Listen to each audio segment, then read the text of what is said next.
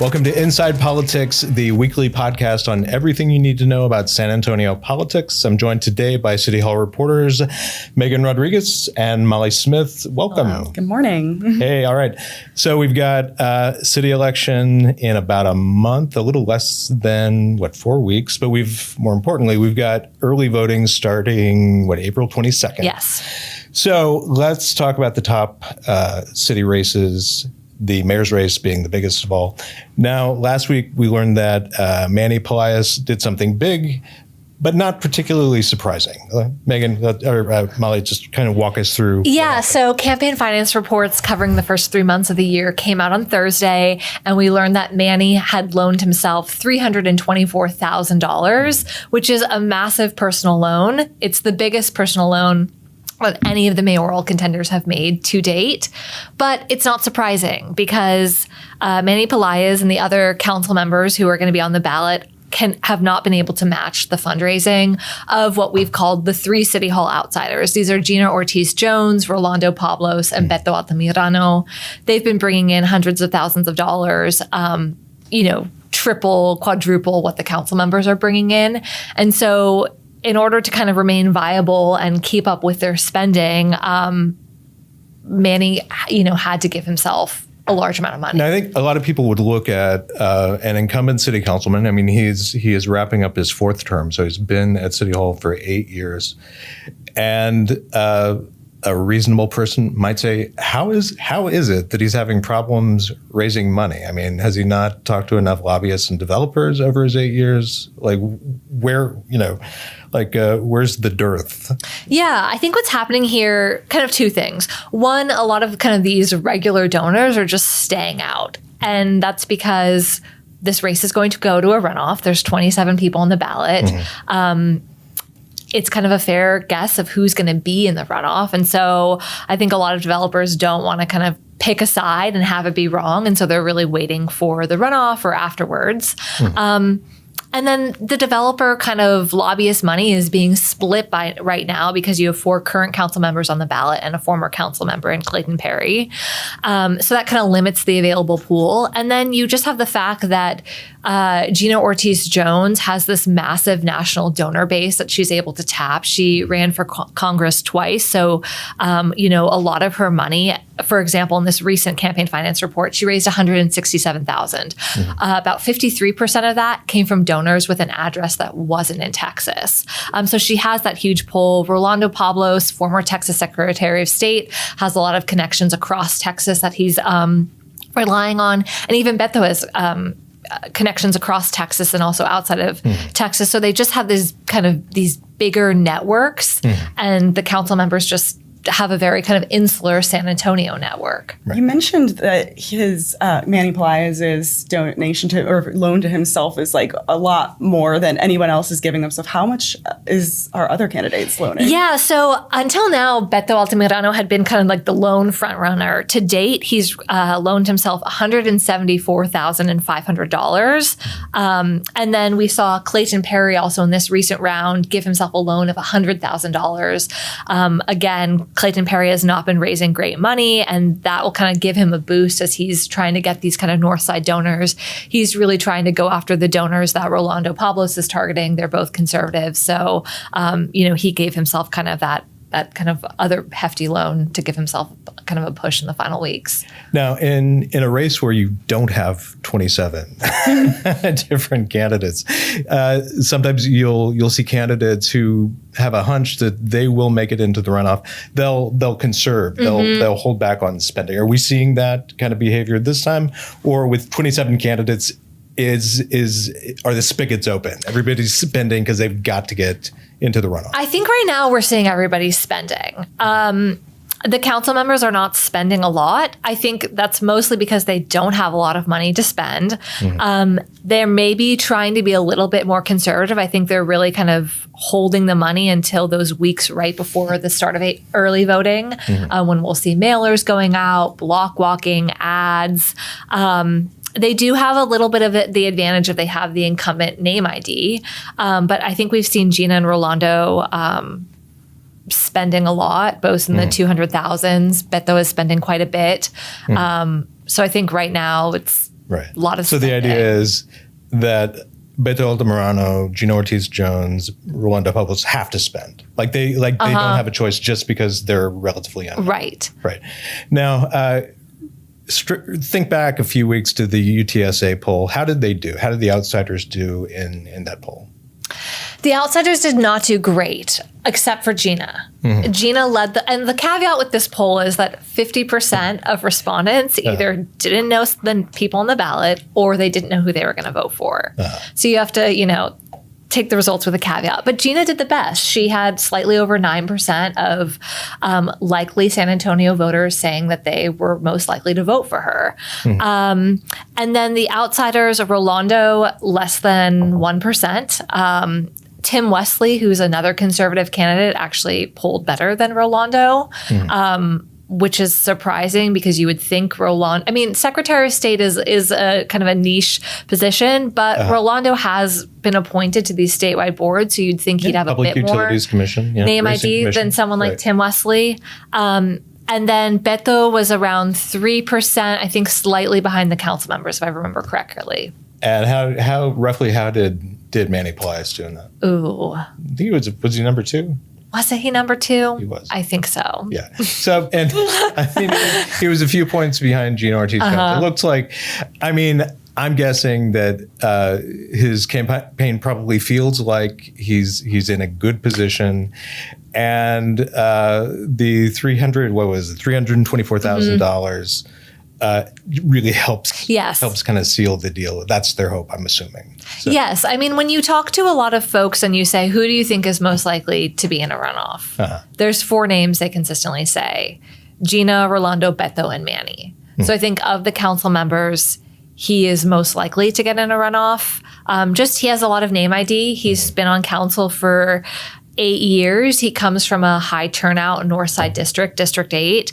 And kind of the disadvantage that I think folks see Melissa and Adriana having is that they're 2 Latina councilwomen. And so that could split votes of people who say, I want a Latina mayor. Okay, well, who are you going to go for if you have Melissa Cabello Havrda and Adriana Rocha Garcia? Yeah. Where's John Courage in all this? I think John Courage where did he do in the poll? Pretty high, right? Yeah, he was pretty high. Second or third, maybe? I think he was, third or fourth. But remember, a few in that same kind of poll from UTSA's Center for Public Opinion Research, he'd been number 1, back in the fall, and I think he's kind of dropped a little bit.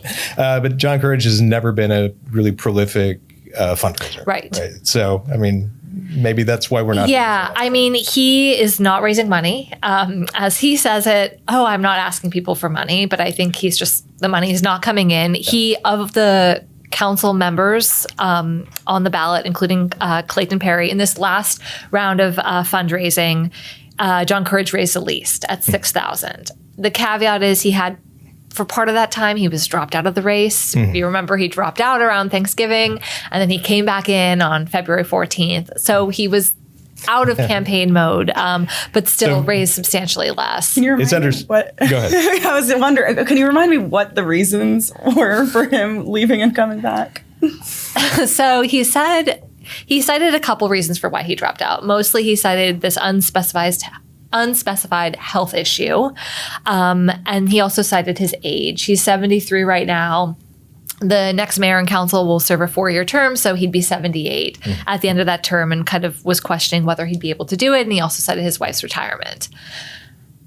Fast forward, how many months was it? 3 months? Not very many. I take it all back. He takes it all back and says, the health thing is under control. I've It's lost not a 30 big years. deal. I'm good. Yeah. Not concerned about my age. My wife and I are on board to do this, and kind of spins it as, I need to do this. We need a City Hall insider in this race, and I have to fight off the outside money that's coming in for Rolando and Gina and Beto. Yeah, because those campaigns usually do really well. You need an insider. We'll see. I mean, maybe. I mean, actually, if you look at San Antonio's history in mayor's races, that is kind of the theme. I just don't know that people actually say it out loud during a campaign. But either way, okay. So let's talk a minute about campaign workhorses, which are the candidates' websites. The website that the day before an election, a lot of people are going to. It's like, who is this person? What do they believe in? You analyzed the websites of the 8 major mayoral candidates. What did you find? Well, first of all, let's start out with how you kind of analyzed. Yeah, so data reporter Layla Darwish and I did this together. And what we did is we looked at the sections of their websites where they're talking about their policy ideas and initiatives they'd want to do. And we basically copied over all of that language into a big spreadsheet and then used AI to help categorize what they were talking about. So that helped us figure out what are topics that they're talking about. And then it helped us figure out common words or phrases that are repeated across the websites and even sentences that they say that are very similar in meaning, where if you were to kind of paraphrase the sentence, it would be saying the same thing. So unsurprisingly, there's one issue that they all talk about.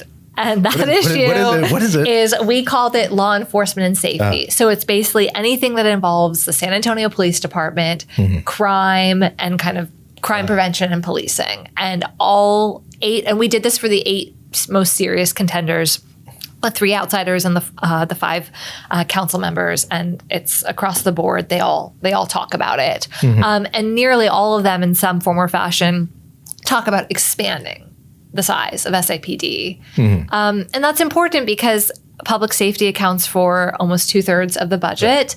And I mean, there are a lot of ways you can expand a department. The most obvious, of course, is hire more cops, right? Yes. You could also pump more money into it, raise salaries, and create, install new technologies. Yes. I mean, they talk about all of those, but I think nearly all of them talk about adding to the police force, which is already underway too. Which is already underway, either adding more patrol officers, or, for example, you have Melissa and Beto talking about let's add mental health officers, or Adriana says she wants to strategically increase certain units, but doesn't say. So they're all in some way supportive of expanding the size of this department. Now, there's been a lot of talk, particularly from council members Jayla McKee Rodriguez and Terry Castillo, about kind of redirecting spending within SAPD to kind of address the root causes of what they call root causes of crime.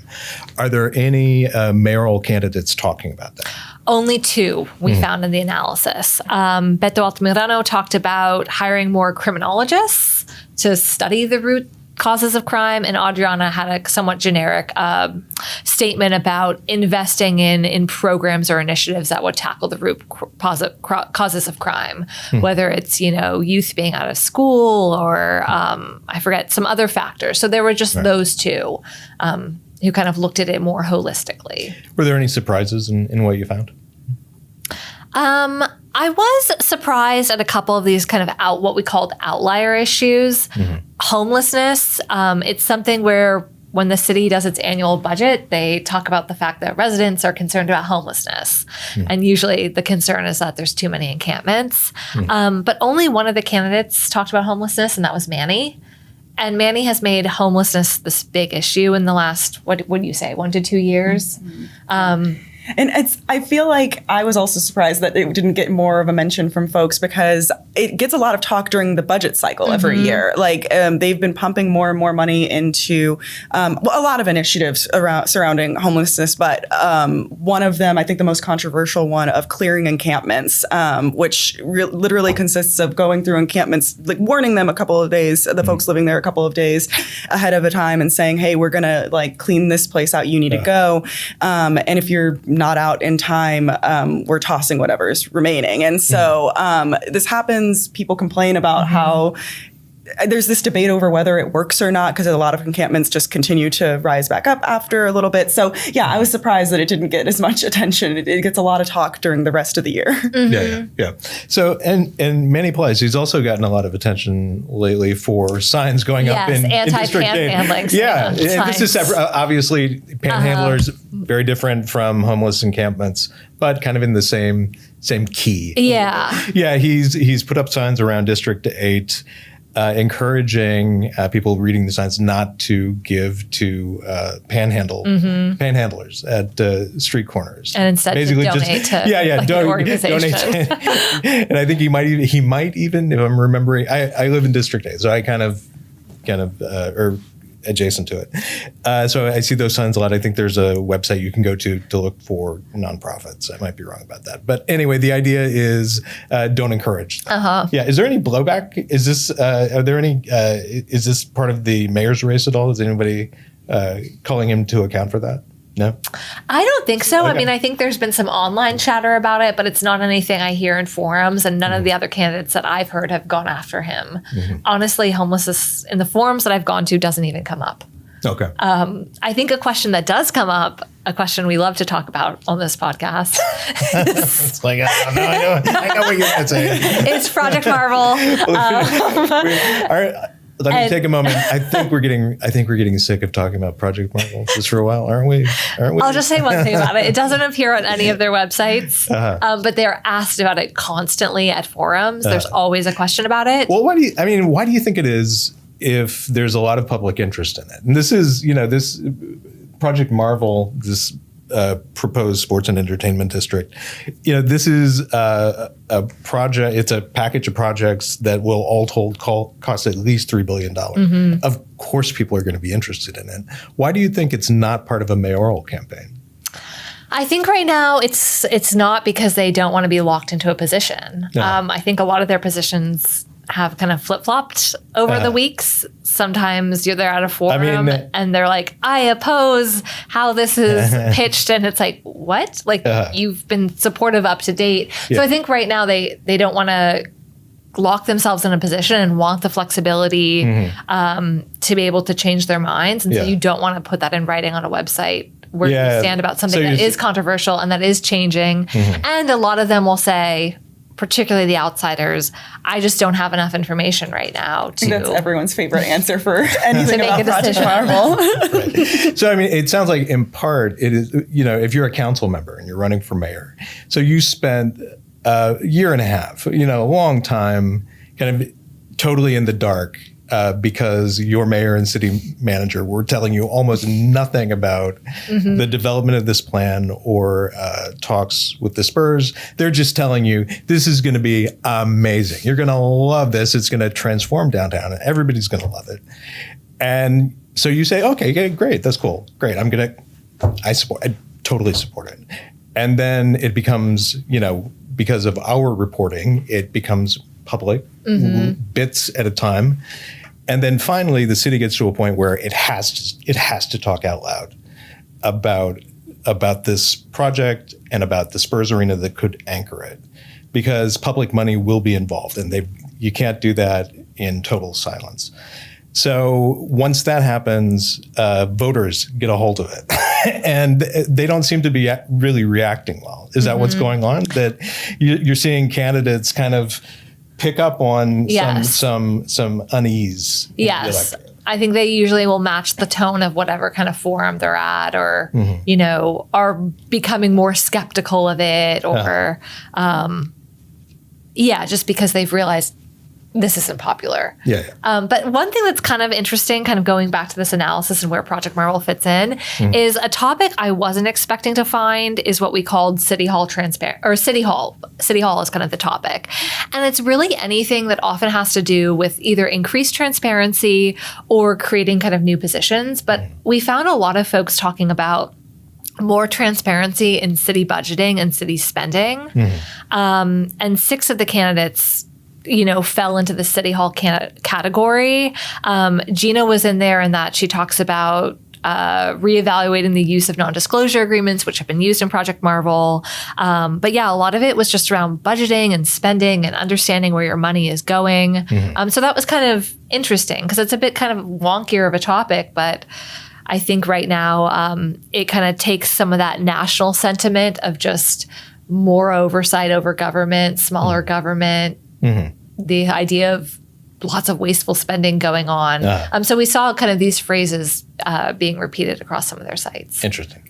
Now let's, because we don't have a lot of time, let's shift gears a little bit to city council races. So Megan, you have been following several hot ones. What are they? Yes. Well, before I get into that, I do want to encourage listeners to look at the story that Molly was just talking about online, because there's so much interactive and really cool, engaging graphics on there to see kind of where people's like similarities and differences lie. So there's that. Very collegial plug. Everyone go to expressnews.com right now. So yes, hottest races. So I think it's like no secret for people who follow council races that the North Side typically sees the most money getting pumped into it. And that's definitely what we're seeing right now. Districts 8 and 9 have, I feel like, the most major fundraisers. These are the districts that we've got a couple mayoral candidates, Manny Pelaez and John Courage, departing these seats after terming out. And so they are open seats. They've got a bunch of people running, but there's a couple of people in each of these who are getting the most attention from donors. So for District 8, for example, that's going to be Saqib Sheikh, and he is really the person who jumped into the race probably like earliest out of everyone in District 8. He basically, like, you could start fundraising, like folks started fundraising, the earliest ones early last year, and he was the first one in District 8. And he kicked off his time with like $47,000 raised. And he's kept it up. Like he's in the second campaign cycle, $16,000, $19,000 in this most recent one. He is sitting on about $38,000 in cash after pretty major expenditures throughout the time. And so he's really moving on it. He's got a bunch of different types of people contributing, a lot of physicians. I noticed Anna Sandoval, a former councilwoman, actually showed up in his as well as a contributor. So some interesting folks in there. And then you've got also in District 8, the next person with the most money heading into this election, cash on hand, is Paula McGee. She's got about $69,000 right now. And she has support from like former city manager Cheryl Scully. I think a lot of folks will remember, as well as the president of Security Service Federal Credit Union, Jim LaFoon. So they've both got some interesting folks kind of contributing to them and everything like that. Then we've also got District 9, of course, which I think a lot of folks are kind of watching and curious about because we've got some, these are nonpartisan races, but we usually see a lot of like kind of conservative interest in the North Side, even though John Courage was more of a center Democrat who is sitting in that seat for the last several years. And so I think a lot of people are kind of wondering which way this is going to go. You've got Angie Taylor Aramburu, who is one of the top fundraisers and has the support of John Courage. She also kind of along with Daniel Meza and Misty Spears, two conservative folks running, they're the top fundraisers for sure. Like Angie is sitting on about $9,000 cash right now going into the election, which isn't a ton, but this most recent campaign cycle, she raised $17,000, which is more than most. Daniel Meza, this most recent one, $26,000, and Misty Spears raked in $17,000. She has the most cash on hand going in, most in her campaign account with $20,000 cash. And so they've also got, just like for some background on these folks, Angie owns a fitness company. She it's not her first time running for something. She ran for House District 122 in 2022, lost. Similarly, Misty also lost a previous campaign when she ran for Bear District Clerk November 2022. But yeah, Daniel Meza is also interesting. He owns a coffee company.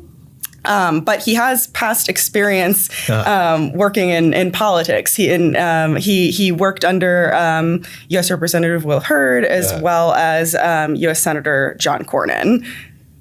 He owns a coffee company. Yes. Is he a roaster or a retailer? Puro Nitro coffee is actually, I'm just curious. That's cool. Coffee and politics. Good combo. Yeah. Nice combo. Anyway. So those are, I would say, the hottest races, the ones that have the most money poured into them right now. Of course, there's other folks kind of rising to the top of some of the other open seats and things like that as well. But these are the ones that get the most money. With incumbents in all of these races, there's several incumbents running, and they're all doing great, like as far as fundraising goes. Even folks who have lots of challengers, like Suk Kaur, who's in the most crowded race. She is. And how many challengers does she have? She has 9 challengers, I believe. Fact check me, y'all, if I'm wrong on that. I'm realizing I feel like some of these races are kind of blurring together, but she is. She is facing a whole bunch of folks, and some of them are raising like a decent amount of money. But I feel like the most aggressive person, the one is the one who raised like $75. $75, yes, is Julissa Mijano-Guieta, who is actually she co-owns Paramore, the cocktail bar, the rooftop bar downtown, with her husband Martin Phipps, who has his own kind of slew of issues. Yeah, he's an attorney. Yes, and I think people maybe remember him most recently from the ethics complaint that he filed against Councilman Marc Whyte. He ultimately came out on top on that, like Marc Whyte did get reprimanded for an ethics violation. But anyway, all that aside, yes. She raised $75, even though she, I feel like, has been the most vocal against Suk Kaur. Did she loan herself a lot of money? She did. She loaned herself more than $30,000, which kind of puts her up like closer to what Suk raised in this most recent time frame, I should say, like this most recent funding cycle, which encompasses this year, which is when most people, like especially outsiders, like kind of jump into the race and start raising money. She basically just kind of got herself to kind of match, I feel like, what Suk was bringing in. But I mean, Suk, let me tell you, she has a whole lot of money that she's sitting on. She's very popular among business leaders in the community, and she has $110,000 going into this race. She definitely is not hurting for donors. And she's also got an ethics complaint.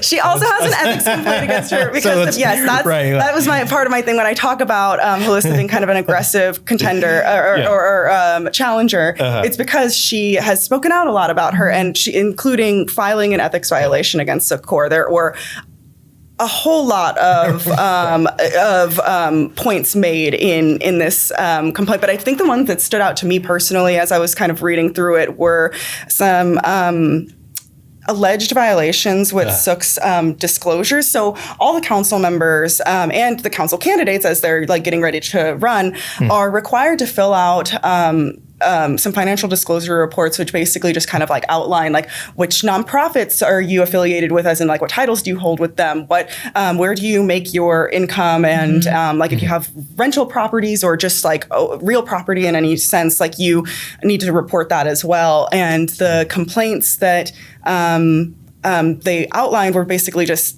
well, she's not reporting all of this. Like there's a home that she owns that doesn't show up in her reports. There's a rental property that had been deeded to her for several years that during that time period she allegedly wasn't like reporting it, or she reported it once, I think they said, and not in others. I received some of the documentation that the campaign had put forward, but I am still waiting on open records request to ensure like what the full round of reports look like, but it looked pretty all-inclusive, and it did seem like there were some missing tidbits in there. And again, there were other complaints in there too, questions raised about the votes that she makes at the dais, as far as kind of like always supporting the business owners who donate to her. From what I could suss out, it looked like there wasn't like a direct violation in the ethics code, which like if you have like a relative, you're not allowed to like vote on an item that they like. It doesn't necessarily just because you have received a donation from someone doesn't automatically mean you can never vote on an item that comes forward from them again. Yeah, I mean, there's blackout periods, but yeah, exactly. Like she didn't seem to be in her ethics complaint. She didn't seem to be saying that Sucor had violated blackout period where you have where a donor, a business owner, or developers can't give a contribution to a city council member because they've got a project coming up for council consideration. She didn't seem to be saying that at all. It was a question of, well, they're always like, she is always voting in favor. Like there's never been an instance where basically they believe that it was kind of a representation of, as they were calling, like a pay to play type of a situation. So, but I wonder if it's, they're getting, for example, and I don't know if Sucor's getting a lot of contributions from restaurant owners, but if she takes a vote that helps the hospitality industry, is that what they're talking about? They're unfairly benefiting this contributor because she helped an industry. They're basically saying, they're making the argument that since I think they said like 13 votes that they kind of analyzed, that she never like voted against even one of them, and their concern is that they think it's atypical. They think it's suspicious that like there's not even one time that you have had somebody who's donated to you who you didn't agree with their project. I guess there's an argument to be made there, but it's not necessarily like the logistics of it like doesn't seem to like actually break. And I'm sure she would have brought this ethics complaint even if she hadn't been running for council, right? That's not a question for you. When will the ethics complaint be resolved pre or post election? I know they take a while. They take a while. It's when I was interviewing her, Lisa, that was actually one of my talking points with her. She kind of expects this to drag on even and beyond. It does take a while. Like there's this period where right now the city is looking at it and they hire on basically a third party lawyer who will kind of review the complaint, see if there's any potential for an ethics violation to have been made under the city code. And then if so, they direct it over to the ethics review board, which is its own body, which has folks who are appointed, 11 folks who are appointed, one from the mayor, and then all the council districts all appoint someone who reviews it and actually makes the true determination, though they do kind of lean on some of the legal expertise of that lawyer who was also hired. And so there's that process of just deciding if it's going to go to them. And then Sook has an opportunity to reply to the complaint. They kind of go back and forth. They each kind of get a couple of chances to reply and refute each other before it actually moves. So yeah, it takes months to really get things off the ground with these. And so I don't anticipate we're going to have any kind of resolution leading into the May 3rd election. But. All right. So let's end this podcast on the question of just what is Marc Whyte up to? Yes. Right? So go ahead. That was an interesting one when I was looking through the finance reports and kind of seeing who was bringing in the most money. Like I said, hottest races, District 8 and 9. But as far as the race with the most money, technically, it's surprisingly to some maybe District 10 Councilman Marc Whyte, because he really doesn't have major competition. His challengers altogether have raised less than $1,000, and he going into this election is sitting on $145,000. And so I think to a lot of people, it's like, well, what is the point of that? Like, who are you fighting off? That's going to be some mayoral candidate. Yeah. Yeah. He is really out fundraising everybody. Like every campaign cycle, he has had more than anyone else. And like I said, is sitting on this huge war chest. But I know you hate speculating. I know you hate it. But speculate a little bit. What do you think he's doing? Why is he doing this? A lot of times when folks raise this amount of money when they don't have real competition or major competition against them, it's often because they have higher office in mind. Mm-hmm. These dollars end up getting rolled into other campaigns down the road. They're able to do that. But I've not asked him outright and directly if that's the reason or anything like that. And well, if you did, I'm guessing his answer might be something like, "Oh, I'm focused on Yeah. That's everyone's answer when you ask them about their like when you're in a race, aspirations yeah. outside Like that of- We had do better be know your answer. You know? that even prior to running for council, his first kind of campaign was for a Texas House seat. He lost that in a Republican primary, but that kind of got his name out there. Yeah. And so I don't think it'd be surprising for him to try to go to the Texas House or somewhere else. So a bigger stage. I could really see it. Marc Whyte, if anybody has like seen him at a dice, it just it feels like the right fit. Yeah. And if you think about it, I mean, here he's a well-known Republican working among, I mean, the mayor and council are nonpartisan seats. So, but he's like the only Republican. So he often is the minority vote. He's been able to get some stuff done, but I think he would have a lot more success and a lot more wins in a place like the Texas House, or in the state So legislature. basically, on the city council, he would be like he's like any Democrat in the Texas House. Exactly. Yes.